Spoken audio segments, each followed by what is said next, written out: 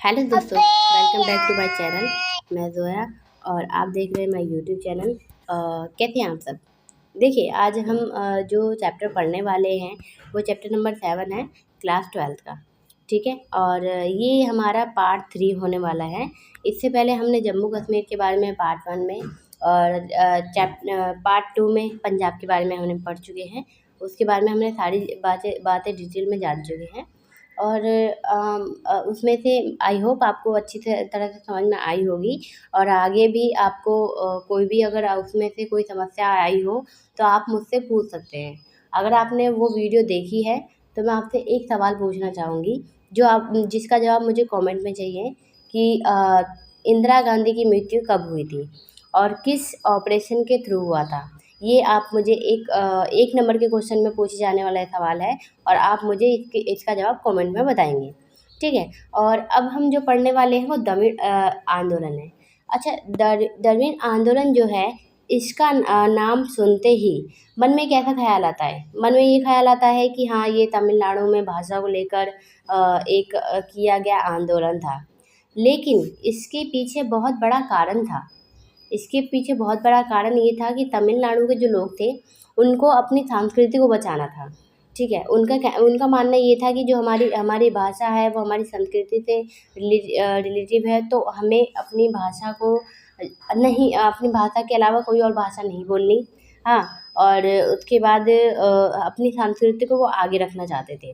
और ये जो द्रविड़ आंदोलन की शुरुआत की गई थी वो जो तमिलनाडु के समाज के सुधारक थे उनका नाम ईवी रामास्वामी थे। उनके द्वारा किया गया था, जिनको पेरियार के नाम से भी जाना जाता है। एक नंबर के क्वेश्चन में पूछा गया सवाल है, मोस्ट इम्पॉर्टेंट है आपका। द्रविड़ आंदोलन बहुत अच्छा टॉपिक है और कई बार ये क्वेश्चन में पूछे भी जाते हैं। और अगर आपको ये अगर 4 नंबर में नहीं मिलेगा तो ये आपको 3 नंबर के क्वेश्चन में ज़रूर मिल जाएगा, क्योंकि कई बार ये क्वेश्चन आ चुके हैं। और फिर राजनीतिक संरक्षण भ्रमण का इस आंदोलन ने शुरुआत करी। ठीक है, इसमें फिर उसको इनका ये मानना था कि ये किसी भी विचारधारा को नहीं अपनाएंगे। जैसे ये ब्राह्मणवादी विचारधारा के विरुद्ध में थे। ठीक है, और उसके बाद उत्तरी भारत के जो आर्थिक सांस्कृतिक प्रभुत्व को नकारने में थे। ये अपने क्षेत्र भाषा को वरिष्ठ मानते थे, यानी इनको ब्राह्मणवाद विचारधारा को भी नहीं अपनाना था। और उत्तर भारत में जितने भी सांस्कृतिक हैं उनको नहीं अपनाना था। उनके क्षेत्र में जो भी वरिष्ठ जो भी भाषा है, जो भी संस्कृति, उनको ही वो गहरा मानते थे, अपना मानते थे। सब कुछ अपना, उनका विचार जो भी था उसी से जुड़ा हुआ था। तो उनके कहने का मतलब ये था कि हम किसी भी धर्म या किसी भी भाषा को या किसी भी संस्कृति को नहीं अपनाएंगे, हम अपनी ही भाषा को अपनाएंगे। लेकिन हुआ कुछ ऐसा कि जो तमिलनाडु के जो लोग थे उनका ये मानना था कि ये जो भाषा है ये मतलब कि ये जो आंदोलन है ये दक्षिण भारत के आधार पर जितने भी मांगे हैं उनको रखा जाएगा। परंतु ऐसा हुआ कि जो अन्य राज्य थे उनमें उनका कोई भी समर्थन नहीं मिला। तो इसलिए ये जो द्रविड़ आंदोलन था वो तमिलनाडु तक ही सिमट के रह गया। यानी उनका ये कहना था कि जितनी भी दक्षिण के भारत है उसमें सारे में जितना भी उनका मांग होगा वो सब ये द्रविड़ आंदोलन उठाएगा। परंतु क्या हुआ कि ये अन्य राज्यों से इनका कोई समर्थन ना मिलने के कारण ये तमिलनाडु में ही सिमट के रह गया। ठीक है, और उसके बाद विभाजन हुआ और उसके बाद विभाजन के बाद संपूर्ण राजनीतिक विशाल द्रविड़ मुत्रेत कशगम के हाथों में आ गया। अब इन्होंने कशगम के हाथों में आने के बाद इन्होंने अपना इसको डीएमके भी कहा जाता है। इन्होंने 3 मांगे रखी किसके सरकार के सामने 3 मांगे रखी, जो 1973 में थी। 1973 से लेके 1954 और फिर उसके बाद क्या हुआ कि जो धर्मीय आंदोलन है वो संपूर्ण विशाल राजनीतिक विशाल धर्मीय मुत्रित कसगम के हाथ में चला गया, जिसको डीएमके भी कहा जाता था। 1953 से 1954 तक डीएमके ने 3 मांगे रखी, ठीक है। पहली मांगे उनकी क्या थी? पहली मांगे ये थी कि जो कल्लाकुड़ी रेलवे स्टेशन है उसका नाम डालमियापुरम कसगम रखा जाएगा, ठीक है। और स्कूल के पाठ्यक्रम में तमिल संस्कृति और इतिहास को ज़्यादा महत्व दिया जाएगा, यानी संस्कृति जो तमिल का जो भाषा था वो पढ़ाया जाएगा, उनकी संस्कृति को बताया जाएगा और इतिहास भी उनके लिए ज़्यादा बताया जाएगा। यानी जैसे कि हमारी हिस्ट्री में हर चीज़ होती है, जैसे कि बाबर के बारे में भी जाना जाता है, उसके बाद हमारे में हुमायूं के बारे में जाना जाता है, उसके पहले हमारे जो और भी थे बहुत सारी राजनीति थे, क्या क्या हुआ था सम्राट के बारे में, सबके बारे में जाना जाता है। लेकिन उनका मानना ये था कि जो अगर हमारी जो स्कूल होगा उसमें ज़्यादातर जो इतिहास पढ़ाया जाएगा वो तमिलनाडु से जुड़ा होगा, तमिलनाडु के इतिहास के बारे में पढ़ा जाएगा, ठीक है। और तीसरा उनका ये था कि राज्य सरकार की शिल्प कर्म शिक्षा कार्यक्रम का विरोध किया जाएगा, क्योंकि ये जो शिल्प कर्म जो था वो क्या करती थी, वो ब्राह्मण दृष्टिकोण को बढ़ावा देती थी, इसलिए उन्होंने क्या किया, इसका विरोध किया। आपको मैंने स्टार्टिंग में बता दिया था कि ये जो आंदोलन था वो ब्राह्मणवादी दृष्टिकोण के विरोध था, और दूसरा उत्तर भारत की संस्कृति को अपनाने के विरोध किया गया था, ठीक है। फिर उसके बाद आगे आते हैं। उसके बाद इन्होंने जो बताया वो ये है कि और फिर उसके बाद उनकी जो बात थी, जो मांगे थी वो सफल भी हुई। 1965 में उनको हिंदी भाषा के विरोध में डीएमके को सफलता मिल गई। डीएमके को सफलता मिलने के बाद वो जब से लेके आज तक डीएमके की सफलता के बाद तमिलनाडु में अभी तक उनका ही वर्चस्व चल रहा है, ठीक है। इसमें ज़्यादा कुछ था नहीं, इसमें इतना ही था जो मैंने आपको बताया कि तमिलनाडु जो था वो अपने विचारधारा को आगे रखना चाहता था। वो यही चाहते थे कि जो हम स्कूल में पढ़ते हैं तो उनके इतिहास को पढ़ाया जाए, और उसके बाद रेलवे स्टेशन का नाम चेंज किया जाए, और जो ब्राह्मणवादी है उनको विचारधारा उनका विरोध किया जाए, ठीक है। अब अगला चलते हैं पूर्वोत्तर भारत, ठीक है। अब ये पूर्वोत्तर भारत को लेकर हमारे मन में क्या आती है, 7 सिस्टर आती है। आपको पता है वो 7 सिस्टर कौन कौन सी हैं? वो आपकी हो गई। और पूर्वोत्तर भारत के बारे में हम जो जानते हैं वो 7 बहनें हैं। 7 बहनें वो ये हैं अरुणाचल प्रदेश, असम, मणिपुर, मेघालय, मिजोरम, नागालैंड, त्रिपुरा, सिक्किम। ये 7 बहनों का एक क्षेत्र है जिसमें 4% आबादी अभी भी निवास करती हैं, और ये 22 किलोमीटर के चौड़े पतले से क्षेत्रफल में फैला हुआ, और उसकी जो हमारी सीमा से जुड़ी हुई है, जो चीन, म्यांमार और बांग्लादेश से लगी हुई हैं, और ये हमारी सीमाओं के द्वार जैसा काम करती हैं। तो हम इसके बारे में जानने वाले हैं, ठीक है। 7 सिस्टर किसे कहते हैं वो आपको पता चल गया कि 7 सिस्टर किसे कहते हैं। इन्हीं 7 राज्यों से बना हुआ हुआ है पूर्वोत्तर भारत, जिसे 7 सिस्टर भी कहा जाता है। आगे बढ़ते हैं। आगे है हमारा सशक्ता की मांग। जो हमारी 7 सिस्टर थी उसमें क्या हुआ था, सशक्ता की मांग होने लगी थी। क्यों होने लगी थी? इसलिए होने लगी थी क्योंकि वहाँ पर भाषा की थोड़ी सी अलग अलग लोगों की भाषा, अलग अलग लोगों की संस्कृति थी। तो हम इसी को स्टार्ट करते हैं, इसी को जानने वाले हैं इस टॉपिक में।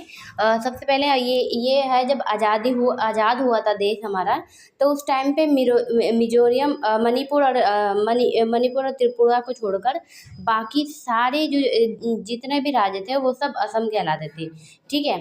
शुरुआत में गैर रस्मी लोगों ने ये आरोप लगाया कि जो असम है वो अपनी भाषा और अपनी संस्कृति उनके ऊपर थोप रहा है, ठीक है। तो इसी चीज़ को लेकर बड़े जनजाति के समुदाय के नेता ने क्या किया, असम से अलग होने की मांग कर दी, ठीक है। साथ में मिलकर इन्होंने ईस्टर्न इंडिया ट्राइबल यूनियन संगठन भी बनाया, ठीक है, जो 1960 के दशक में ऑल पार्टी सिक्किम कॉन्फ्रेंस में बदल गई, ठीक है।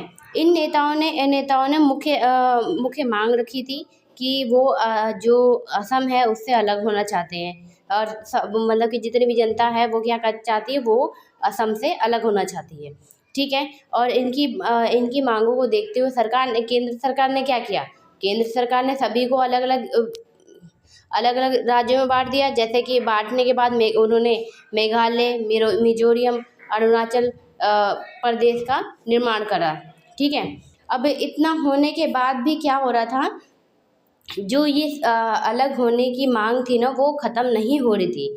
स्वसत्ता की मांग जो थी वो ख़त्म नहीं हो रही थी। लेकिन अब ऐसा तो नहीं कि वो अब सभी राज्यों को छोटे छोटे टुकड़ों में बांटना संभव भी नहीं था।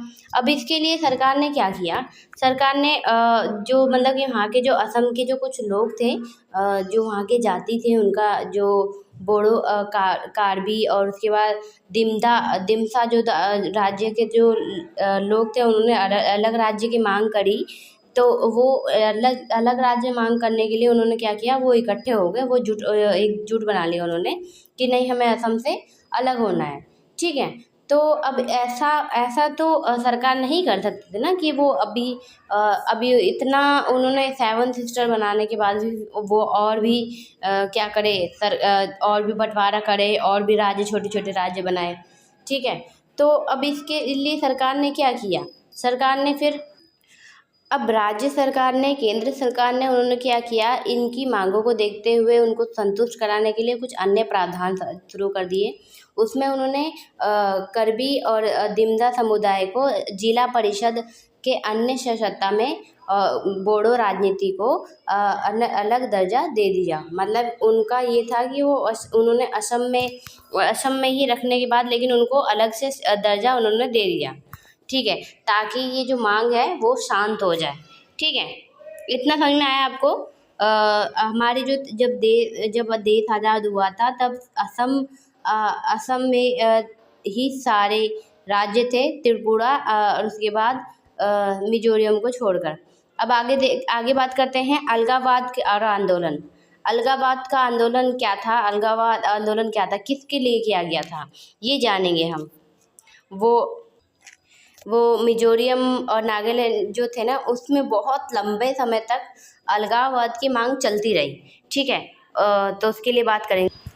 मिजोरम के बारे में हम जानेंगे। देखिए, मिजोरम जो है ना, वो हमारे देश का सबसे शांति वाला देश है, जो एकदम बिल्कुल शांति बना के रखती है। वो किसी भी तरह से हिंसा फैलाने के लिए मिजोरम आगे नहीं आता किसी तरह से।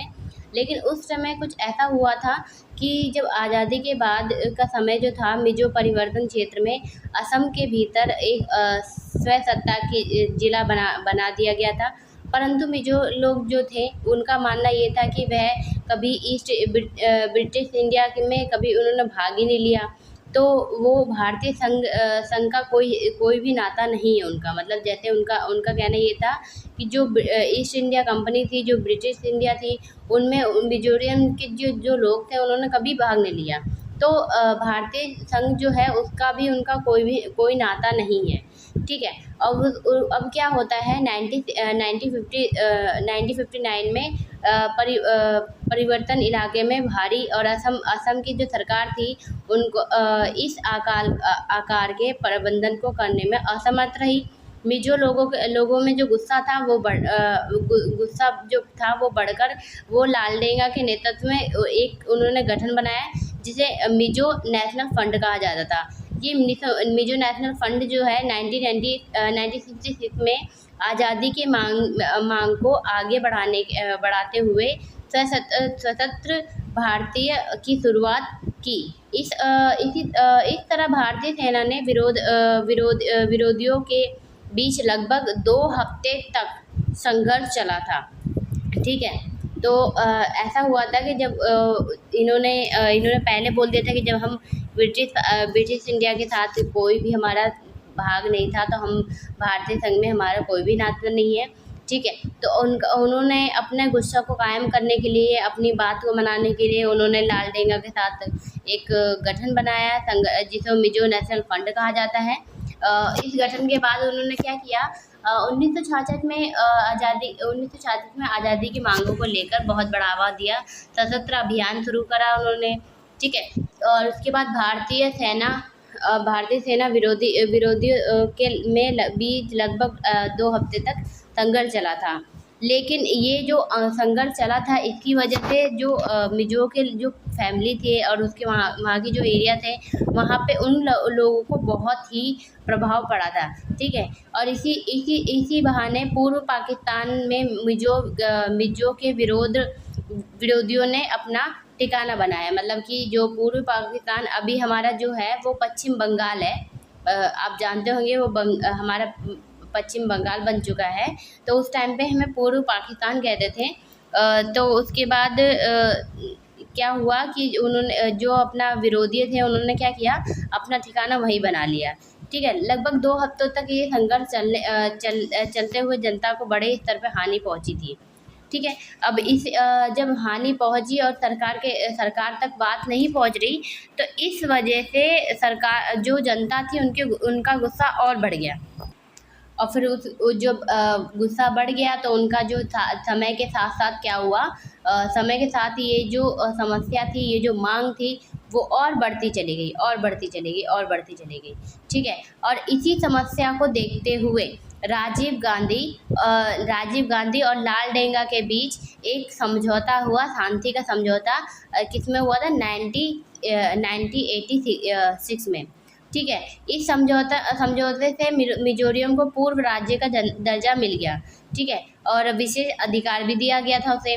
तो इसके बाद जो वहाँ की जनता थी, उन्होंने क्या किया, उन्होंने इस जो अलगाववादी का जो उन्होंने राज छोड़ने को राज़ी हो गए। यानी उन्होंने फिर उनकी राजीव गांधी के साथ जो समझौता हुआ, उसके बाद उन्होंने ये जो अलगाववाद की मांग कर रहे थे वो बिल्कुल उन्होंने ख़त्म कर दिया।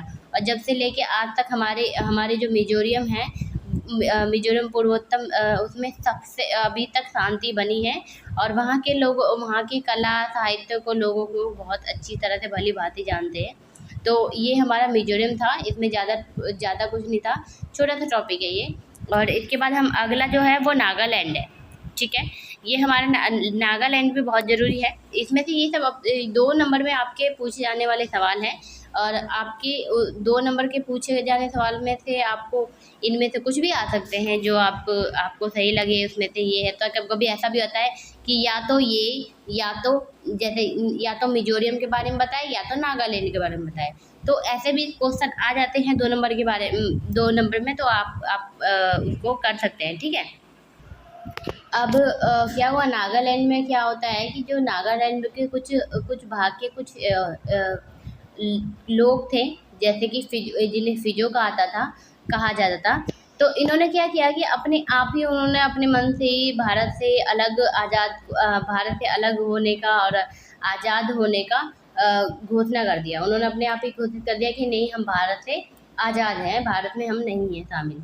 तो इस बात को देखते हुए सरकार ने कई बार वो जो फिजो लोग थे उनसे बातचीत करने की कोशिश करी, लेकिन उन्होंने हर बार इसको ठुकरा दिया, ठीक है। और उसके बाद लंबे समय तक हिंसा बढ़ती गई और हिंसा विद्रोही का सामना करना पड़ा उन लोगों को, ठीक है। इसको देखते हुए फिर उसके बाद नागा लोगों ने क्या किया, एक टपके ने भारत ने समझौते पर हस्ताक्षर किए, ठीक है। और ये विद्रोहियों ने इस समझौते को नहीं माना। यानी उन्होंने हस्ताक्षर तो कर दिया, लेकिन जो वहाँ के विद्रोही थे उन्होंने बिल्कुल भी नहीं माना इस चीज़ को, ठीक है। यानी ऐसा था कि उनका कहना था कि नहीं, जो हमारा नागालैंड है वो भारत से अलग है, हम तो यही मानते हैं। उनका कहना यही था, ठीक है। और इतना होने के बाद भी, इतना हिंसा होने के बाद भी, और उसके बाद सिग्नेचर होने के बाद भी वो नहीं माना, उन्होंने इस बात को नहीं माना बिल्कुल भी। उन्होंने इस बात को बहिष्कार कर दिया। आइए फिर में आगे चलते हैं। फिर अब आगे जो है वो हमारा है बाहरी लोगों की समस्या। बाहरी लोगों की समस्या ये है कि जैसे कि पूर्वोत्तम की तरफ ऐसे हुआ था कि लोगों का मानना ये था कि जो बाहर के लोग आते हैं वो क्या करते हैं, लोगों की ज़मीनें, लोगों की जो काम होते हैं, धंधे होते हैं, उनको हथिया लेते हैं, अपनी तरफ कर लेते हैं। वो उसमें उस अपनी तरफ से वो उसका फ़ायदा उठाते हैं और जो वहाँ के जो मूलवासी होते हैं उनको कुछ भी उनका फ़ायदा नहीं मिलता। ठीक है, अब ये होता है कि जो वो उनके क्षेत्र में आके उनकी ज़मीनों को हथिया लेते हैं और इनकी संख्या ज़्यादा बढ़ने के कारण वो बेरोज़गार भी होते हैं। ठीक है, आर्थिक रूप से उनको प्रभाव भी पड़ता है। यानी ऐसा है कि जैसे कि अगर हमें एक तरह से एक आपको मैं बताऊँ, ज़्यादा टाइम की न्यूज़ नहीं है, इससे पहले ये चीज़ तमिलनाडु में भी देखी गई थी। तमिलनाडु में भी देखी गई थी, जिसमें ये बताया गया था कि जो ये जो मतलब कि जो तमिल भाषा के बारे में तो मैंने आपको इसमें बताया है कि तमिल के लोग जो थे वो हिंदी भाषा को नहीं अपनाते, लेकिन इस टॉपिक से हटकर तमिल लोगों में ये भी हुआ था कि इस जो ये समस्या बता रहे हैं कि बाहरी लोगों की समस्या थी, वही तमिल में भी हुई थी कि तमिल लोगों का ये कहना था कि हिंदी जो लोग हैं, साउथ के जो लोग हैं, उत्तरी लोग हैं, वो क्या करते हैं, वो हमारे एरिया में आते हैं, हमारे एरिया में आते हैं, हमारे लोगों का जो नौकरी है, वो रोज़गार है, वो सब खा जाते हैं।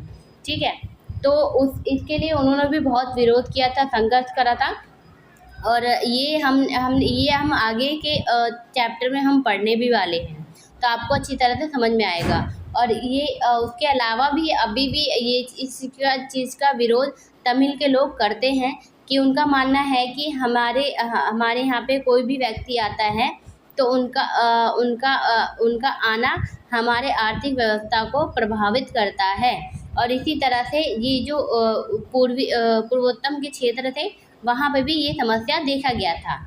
तो ऐसा है कि जैसे कि इनकी अब ये है कि जो रोज़गार है उनका कैसे हथिया जाता है। जैसे मान लीजिए अभी यहाँ के जो नॉर्मल एक व्यक्ति है, मूलवासी है, तो उसको पता है कि ये चीज़ 50 रुपये में देनी है, या फिर उनको पता है कि मज़दूरी करनी है तो मज़दूरी के 500 रुपये मिलेंगे। ठीक है, अब कोई व्यक्ति बाहर से आता है, ठीक है, अब उसके यहाँ पे क्या होता है कि 300 रुपये की मज़दूरी होती है या कोई भी चीज़ 40 रुपये में बिकती है। ठीक है, तो अब क्या होता है कि वो व्यक्ति जब भी आएगा और उसको अगर यहाँ पे सामने वाला बंदा बोलेगा कि मैं 300 रुपये दूँगा, यानी जो भी ये सामने वाले से बोलेगा कि हम 300 रुपये में भी काम करने को राज़ी हैं, तो अब वो बंदा क्या करेगा कि अब उससे ही तो काम कराएगा। अगर मुझे 2 रुपये ज़्यादा बेनिफिट हो रहा है तो मैं उसी व्यक्ति से काम कराऊंगी जिस व्यक्ति को मुझे कम पैसा देना पड़े। अब इसी तरह से जो बाहर के लोग आते हैं वो कम पैसे में, जैसे मान लीजिए जैसे 500 मिल रहा है तो वो 400 में या 300 में काम करके निकल जाते हैं। तो अब इनका क्या हुआ, इनका तो रोज़गार छीन गया ना। अब इनके पास तो कोई रोज़गार नहीं है, क्योंकि उनको पता था कि 500 रुपये में मिलते हैं। अब ये 500 से नीचे नहीं करेंगे, क्योंकि उनको पता है कि अगर हमने कम कर दिया तो हमारी जो कीमत है वो अपने आप ही घट जाएगी और बाद में हमें वही मिलने लग जाएगा। ठीक है, लेकिन बाहर के जो लोग आएंगे वो 300 रुपये में भी करने को राज़ी हो जाएंगे, और लेकिन जो ठेकेदार है उसको क्या होगा, 200 रुपये का फ़ायदा पड़ गया। इसलिए इसलिए क्या होता है कि जो उनकी जो मूलवासी है, उनकी जो रोज़गार है वो धीरे धीरे छिनने लग गई। और उसके बाद क्या हुआ, जो बाहरी लोग थे वो उनकी जो रोज़गार थे वो हथियाने लग गए, फिर उसके बाद ज़मीनें हथियाने लगे। तो इसी तरह से समस्या आने लगी जिनका वो विरोध करने लगे। ठीक है, कि हाँ, हम बाहर के लोग आते हैं, हमारी आर्थिक भी प्रभाव पड़ता है, हमारी ज़मीनों को भी हथियाते हैं, तो इसलिए उनका विरोध होना चाहिए, बहिष्कार होना चाहिए। ठीक है, आई बात समझ में कि बाहरी लोगों की समस्या क्या है। अगर आपको नहीं समझ में आया तो आप मुझे कमेंट करिए, मैं आपको सारी चीज़ें डिटेल में बताऊंगी। तो आपको कैसा लगा ये वीडियो आप मुझे बताइएगा। एक सवाल आपसे जो मैंने आपको पढ़ाया है, अगर चलिए देखते हैं कि कौन अच्छे से जवाब देगा। आप मुझे बताएंगे कि डीएमके क्या है। ठीक है, मैंने डीएमके के बारे में ऑलरेडी पढ़ा चुकी हूँ, और जिसको पता है वो मुझे कमेंट करेगा। ठीक है, देखती हूँ कितने बच्चे हैं अच्छे से जो सही जवाब देते हैं। ओके, और मेरे चैनल पे अगर आप नए हैं तो सब्सक्राइब कर लीजिए, मेरी वीडियो को लाइक करना ना भूलें और अपने दोस्तों के साथ शेयर करें। मैं जैसे भी आपको होता है मैं आपको नोट्स भी प्रोवाइड कर दूँगी जल्द ही। और एग्ज़ाम के लिए मुझे तैयारी भी करनी है आप सबकी। और उसके बाद हम लाइव क्लासेस भी चलाने वाले हैं। जैसे ही आपका एग्ज़ाम होता है तो हम 2 हफ़्ते पहले से हम लाइव क्लासेस चलाना शुरू कर देंगे, ठीक है? ताकि बच्चों की प्रिपरेशन हो जाए। ठीक है? तो अगर आपको कोई भी समस्या आई हो तो आप मुझे कमेंट करके बताइए। मैं आपके इस टॉपिक को बारीकी से देखूँगी, जो भी समस्या होगी मैं उसको दोबारा वीडियो बनाऊँगी, कोई दिक्कत नहीं, ठीक है? तब तक के लिए आप खुश रहें, पढ़ाई में ध्यान लगाते रहिए और मुझे